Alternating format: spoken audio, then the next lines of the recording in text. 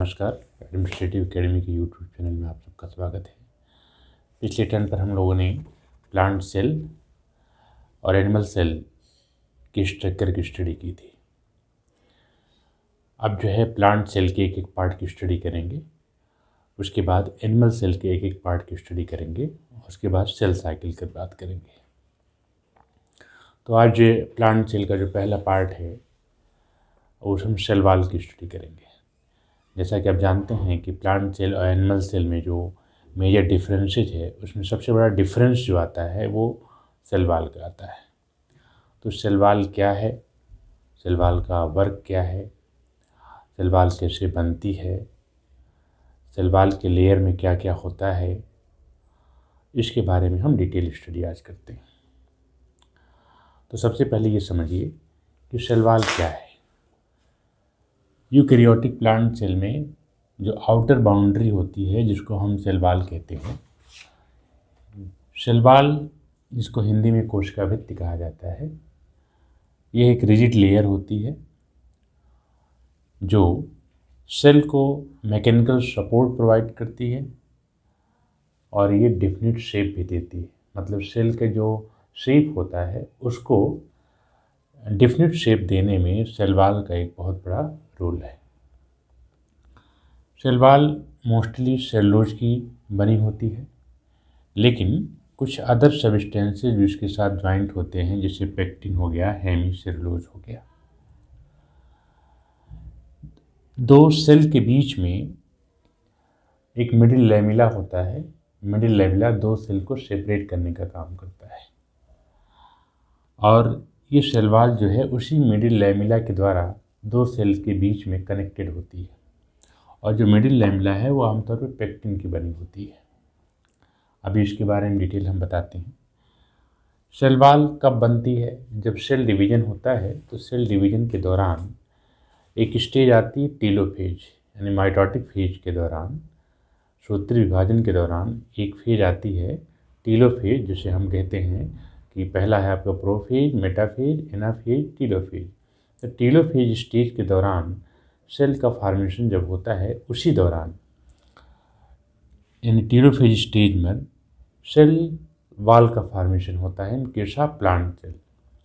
कैसे होता है? कुछ वैज्ञानिक ये मानते हैं कि सेल वॉल का जो फॉर्मेशन होता है वो फ्रैगमेंट ऑफ एंडोप्लाज्मिक रेटिकुलम के जो फ्रैगमेंट्स होते हैं वो लेट डाउन होते हैं साइटोप्लाज्म के बीच में और वहाँ से दो सेल का फॉर्मेशन हो जाता है। यानी ये कहा जा सकता है कि टीलोफेज स्टेज के दौरान एंडोप्लाज्मिक रेटिकुलम के जो फ्रैगमेंट्स होते हैं वो लेट डाउन होते हैं और इसी वक्त सेल वॉल का फॉर्मेशन होता है। इसके बाद जब हम लोग स्टडी करते हैं कि सेल वॉल कितने टाइप्स की है, तो उसमें आपको ये देखना होगा कि जो सेल वॉल होती है वो मोस्टली तीन टाइप की होती हैं, तीन वॉल पाई जाती है, प्राइमरी, सेकेंडरी और टर्सरी। यहाँ पे देखिए एक स्ट्रक्चर दिखाई दे रहा है आपको, ये बीचों बीच का जो स्ट्रक्चर दिखाई दे रहा है, ये स्ट्रक्चर दो सेल के बीच एडजेसेंट पार्ट है, ये वाला बीच वाला पार्ट, और इस बीच वाले पार्ट के इस साइड, यानी बीच वाला जो पार्ट है आपका मिडिल लैमिला है। मिडिल लैमिला दो सेल को सेपरेट करने का काम करता है, इधर से दूसरी सेल हो जाती है, इधर से दूसरी सेल हो जाती है। तो मिडिल लैमिला से जस्ट सटा हुआ पार्ट, ये वाला पार्ट, ये आपका प्राइमरी सेल वॉल कहलाता है, ये वाला। उसके बाद ये आपकी सेकेंडरी सेल वॉल है और ये आपकी टर्सरी सेल वॉल है। प्राइमरी, सेकेंडरी और टर्सरी, ये तीन लेयर होती है सेल वॉल की। तो जो प्राइमरी लेयर होती है सेल वॉल की, ये वाली लेयर, ये लेयर आमतौर पे जो मेरिस्टेमेटिक सेल्स होती हैं उसमें पाई जाती हैं। जो मेरिस्टेमेटिक सेल्स होती हैं उसमें ये आमतौर पे, और पैरेन्काइमेटस सेल्स में पाई जाती हैं, और ये मोस्टली जो है वो सेलुलोज की बनी होती है। सेकेंड लेयर जो है आपकी, ये सेल वॉल सेकेंड लेयर है, जिसको सेकेंडरी सेल वॉल कहते हैं। ये सेलुलोज के साथ साथ कुछ अदर सब्सटेंस भी इसके साथ होते हैं, जैसे पेक्टिन वगैरह है, पेक्टिन है, हेमीसेलुलोज है, लिग्निन है, और कुछ अदर भी चीज़ें होती हैं जिसमें पॉलीमर फिनॉल भी होता है जो सेल को, यानी लकड़ी, वुड को एक रिजिडिटी प्रोवाइड करता है। तो ये आपकी सेकेंडरी सेल वॉल हो गई, ठीक है। और इसके बाद ये टर्सरी सेल वॉल है, ये वाले पोर्शन, इसको टर्सरी सेल वॉल कहते हैं। इसकी एक रिजिड लेयर नहीं होती है, बल्कि इसमें ढेर सारे आउटग्रोथ दिखाई देते हैं। और ये मोस्टली जो जिम्नोस्पर्म में जो जाइलम पाया जाता है उसके ट्रैकिट में ये टर्सरी सेल वॉल होती है। आमतौर पे एंजियोस्पर्म में ये नहीं पाई जाती है। तो ये मोस्टली बनती किसकी है? ये सेलुलोज की नहीं बनी होती, बल्कि जाइलान की बनी होती है, ये टर्सरी सेल वॉल। तो इस तरह से हमने सेल वॉल के बारे में पढ़ा कि 3 तरह की सेल वॉल है। और इसके बाद प्राइमरी सेल वॉल का कंपोजिशन क्या है, इसके बारे में आगे पढ़ते हैं। तो अब ये हम देखिए कि स्ट्रक्चर ऑफ सेल वॉल। तो इसमें स्ट्रक्चर ऑफ सेल वॉल को डिवाइड कर दीजिए, primary cell wall, secondary cell wall, tertiary cell wall और मिडिल लैमेला।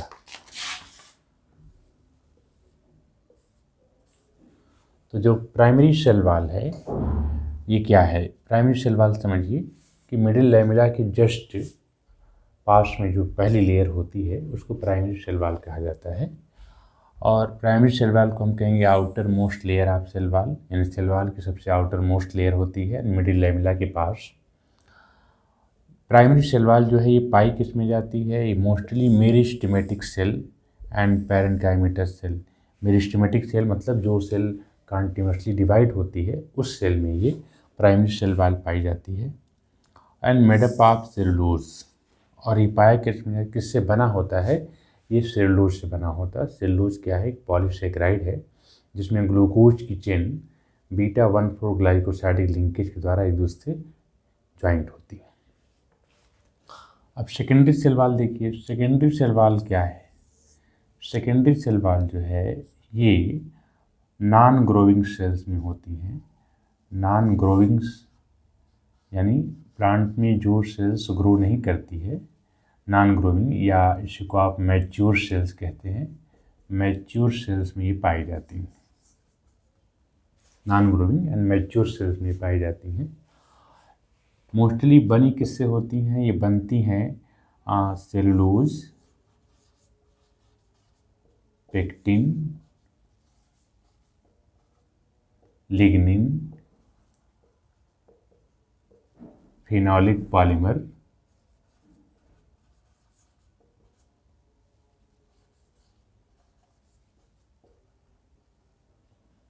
फेनोलिक पॉलीमर से ये मोस्टली ये बनी होती है सेकेंडरी सेल वॉल। और ये जो वुड होती है उनको मैकेनिकल स्ट्रेंथ प्रोवाइड करती हैं। ये आपकी सेकेंडरी सेल वॉल, यानी ये सेल्स जो है वो मेरिस्टेमेटिक सेल में ना हो करके ये मैच्योर सेल्स में पाई जाती है।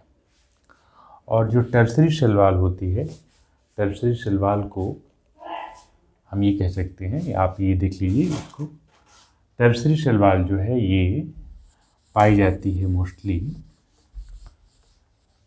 जिम्नोस्पर्म के जाइलम में पाई जाती है।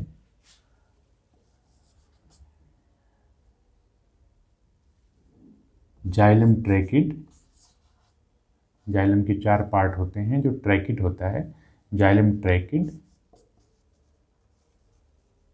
ऑफ जिम्नोस्पर्म,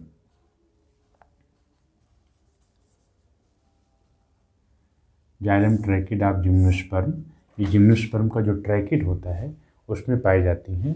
थिन लेयर होती है और थिन लेयर होने की वजह से इसमें ढेर सारे आउटग्रोथ डेवलप हो जाते हैं।